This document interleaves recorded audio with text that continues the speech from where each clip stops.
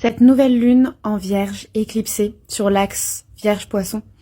elle est importante pour les graines d'étoiles. Quand je parle des graines d'étoiles, je parle des âmes qui n'ont pas d'origine terrestre, ces âmes qui viennent d'ailleurs, et il y en a beaucoup sur Terre. C'est important parce que ça fait remonter une vieille mémoire de nostalgie. La nostalgie de l'ailleurs, qui est très représentatif du nœud nord en Poisson, qui est opposé à cette nouvelle lune en Vierge, où on a besoin de se reconnecter au divin et au grand océan cosmique, d'où proviennent les graines d'étoiles et qui peut donner ce sentiment de ne pas se sentir à sa place, de ne pas se sentir compris, de se sentir rejeté, de pas avoir l'impression d'avoir un endroit sur Terre, un ancrage où on se sent pleinement chez soi. Ça, c'est caractéristique des graines d'étoiles. Et cette nouvelle lune en Vierge, elle vient sincèrement appuyer dessus avec la lune Vénus qui est conjoint à cette nouvelle lune en Vierge, qui est conjoint à ce nœud sud en Vierge qui vient faire remonter de vieilles mémoires. Ça vient appuyer sur cette blessure de rejet, d'abandon, ce sentiment de ne pas appartenir à la Terre, à cette planète-là,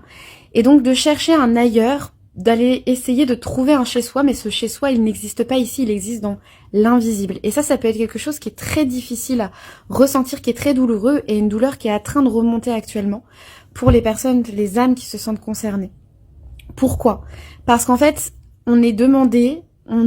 de purifier justement cette mémoire, de purifier ce sentiment de n'appartenir à rien ici sur Terre, pour se rappeler qu'en fait, si les graines d'étoiles ont décidé de venir s'incarner sur cette planète-là, c'est justement pour amener les paradis perdus des autres planètes d'où elles proviennent sur Terre actuellement, sur ce moment très fort de changement de paradigme qui nous amène vers cette nouvelle Terre, cette nouvelle fréquence. Donc c'est de se rappeler que ces sentiments d'unité, d'amour inconditionnel et de paradis perdu qu'on recherche parfois en voyageant énormément parce que on essaye de trouver son chez-soi,